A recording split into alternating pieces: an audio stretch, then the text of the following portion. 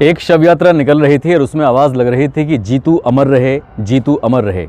इस शव यात्रा में कम से कम कई हज़ार यानी कि 50,000 से ज़्यादा लोग मौजूद थे और इस बात की गूंज न केवल अब उस जगह पे थी बल्कि पूरे देश में आग की तरह फैल जाती है।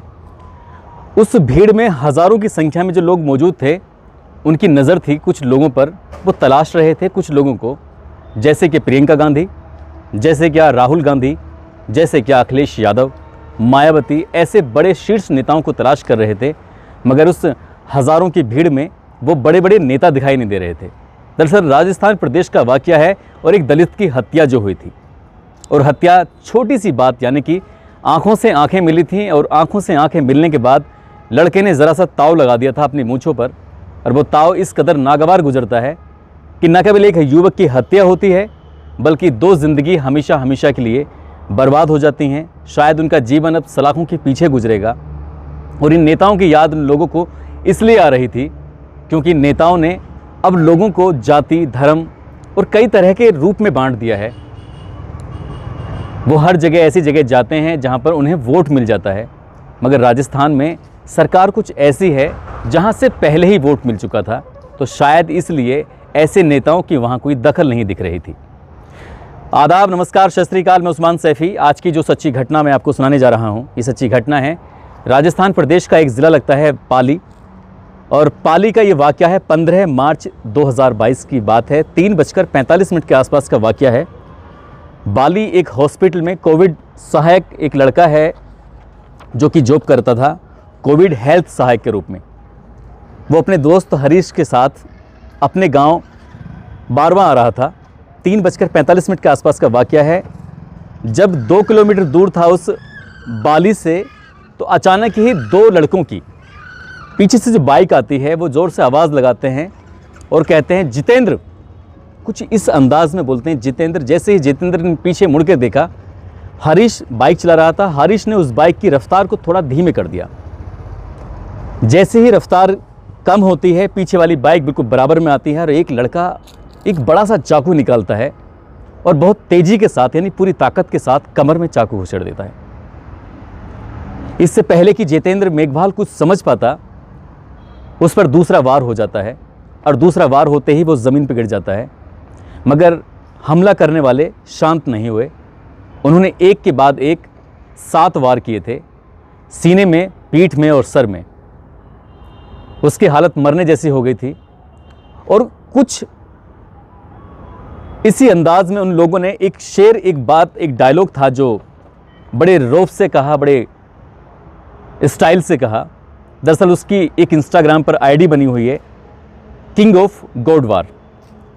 लिखता है कि छोड़ेंगे नहीं, बुरा इतना लगा बात का, तोड़ेंगे तो ढंग से तोड़ेंगे, फिर क्या फ़ायदा वारदात का, हम मारेंगे और ज़रूर मारेंगे। कुछ ऐसा वादा किया था 13 फरवरी 2022 को, और वो उसने वादा अपना पूरा कर दिया।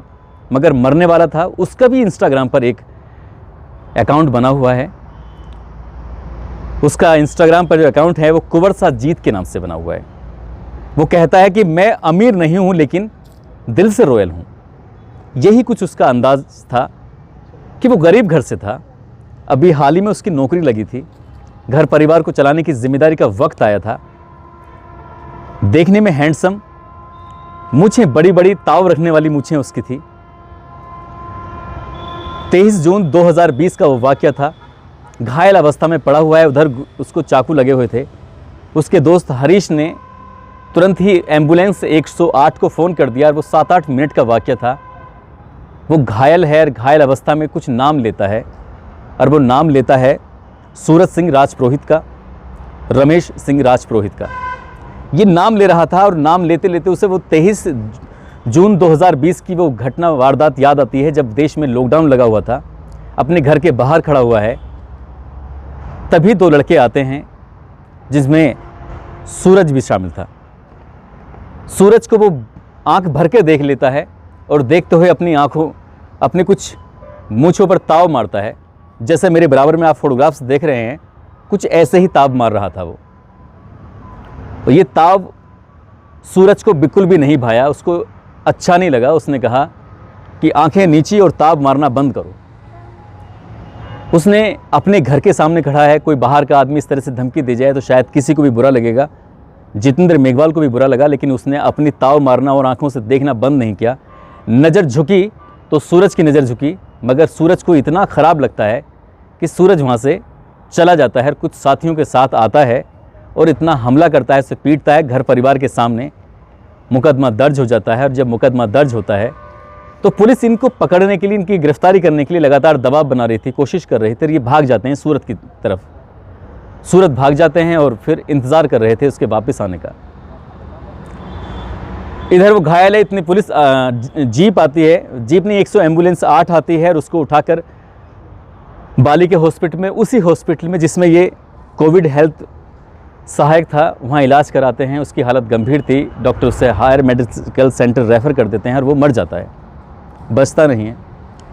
जब आसपास के लोगों को, पाली के, बाली के, उस इलाके के, उस आसपास के ज़िलों के लोगों को पता चलता है कि एक लड़के को सिर्फ इसलिए मारा क्योंकि उसने जी भर के देखा था और मूंछों पर ताब मारा था, तो ये बात पूरे देश में आग की तरह फैल जाती है, सोशल मीडिया पर वायरल हो जाती है कि एक युवक को सिर्फ आंखों से देखने की इतनी बड़ी सज़ा मिलती है।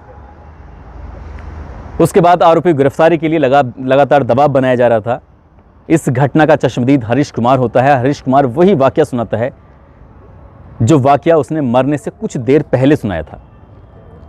वही वाकया कि मैं आंखों से देख रहा था, उसने मेरे दोस्त पर उन लोगों ने हमला किया और वो कौन कौन लोग हैं उनकी गिरफ्तारी के लिए दबाव बनाने की कोशिश की जाती है और हज़ारों की भीड़ शामिल होती है और हज़ारों लोगों ने कसम खाई थी कि जब तक आरोपी की गिरफ्तारी नहीं हो जाएगी तब तक ना वो शरीर को लेंगे और ना ही इसका अंतिम संस्कार करेंगे।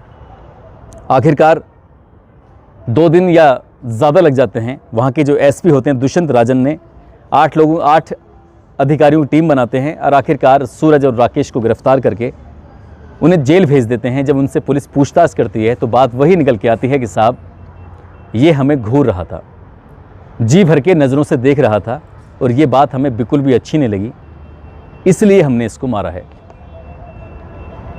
हम आज़ाद मुल्क में रहते हैं, देश को आज़ाद हुए लगभग 100 वर्ष होने वाले हैं। आज भी हमारी सोच वही पुरानी जैसी सोच है कि हम जाति, धर्म, ऊंच नीच में इस तरह बटे हुए हैं। एक तरफ हम चांद पर जाने की बात करते हैं, दूसरी तरफ हम अभी इस सोच में पड़े हुए हैं। तो क्या हमारा देश, क्या हम लोग तरक्की कर पाएंगे? शायद नहीं कर पाएंगे। यही सब चलता रहा तो ना जाने हम लोग ऐसे ही बढ़ते रहेंगे और हम आपस में नहीं बट रहे हैं बल्कि हमें बांटा जा रहा है और ये राजनीति हम लोगों को बांट रही है। हमें ज़रूरत है अपनी आंखें खोलने की। सामने वाला चाहे किसी भी जाति, किसी भी धर्म का क्यों ना हो, उसे हमें एक नज़र से देखनी चाहिए, एक नज़रिए से देखना चाहिए। जितेंद्र की गलती सिर्फ इतनी थी, वो अच्छे कपड़े पहनता था, उसका पहनावा अच्छा था, उसके चाल चलन, उसका स्टाइल कुछ अलग था। वो अपने आप को वो नहीं मानता था जिस समाज से वो निकल के आया था। वो कहता है कि अब मैं आज़ाद मुल्क का एक हिस्सेदार हूँ, मुझे भी वैसे ही सांस लेने का हक है जैसे क्या सब लोगों को हक है। सूरज और राकेश ने जो किया है, उनके किए की सज़ा उनको कानून देगा, मगर क्या उनके माँ बाप ने उन्हें इसलिए पढ़ाया लिखाया था, इसलिए बड़ा किया था कि वो पूरी ज़िंदगी सलाखों के पीछे काटेंगे? सरकार को कुछ ऐसे कदम उठाने चाहिए जिससे कि ये जाति, धर्म, ये सब प्रथाएं पूरी तरह से ख़त्म हो जाएं और हम सब लोग एक पायदान पर रहकर एक दूसरे का सम्मान करें, एक दूसरे की इज्जत करें, ताकि भविष्य में कभी जितेंद्र मेघवाल जैसे युवक की जान न जाए, क्योंकि वो अपने परिवार का एक जिम्मेदार व्यक्ति था, अब इस दुनिया में नहीं है, हमेशा के लिए लोगों से अलग हो गया है, परिवार से अलग हो गया है। ज़रा सोच कर देखिए उसके परिवार की जिम्मेदारी अब कौन उठाएगा? ज़रा सोच कर देखिए उसके माँ बाप ने अपने बेटे के से कितने ख्वाब, कितने सपने देखे होंगे कि वो हमारे लिए कुछ करेगा, और ऐसे ही सपने देखे होंगे सूरज और राकेश के माँ बाप ने कि वो भी अपने माँ बाप के लिए, अपने बहन भाइयों के लिए कुछ करेंगे। यहाँ एक ज़िंदगी ख़त्म नहीं हुई बल्कि 3 ज़िंदगी ख़त्म हुई हैं, और वो किस लिए? वो सिर्फ लोगों के बहकावे में, लोगों के चढ़ावे में, और सिर्फ राजनीति की वजह से। इसलिए ऐसी चीज़ों, बुरी चीज़ों पर हमें दूर रहना है, बुरी चीज़ों से अलग रहना है और एक दूसरे का ख्याल रखना है, सुरक्षित रहना है। दोस्तों, इस कहानी को, इस घटना को सुनाने का उद्देश्य भी किसी को परेशान करना नहीं है, किसी का दिल दुखाना नहीं है, बल्कि आपको सचेत करना है, आपको जागरूक करना है। आप जहाँ भी रहें अपना ख्याल रखें, सुरक्षित रहें। जय हिंद, जय भारत।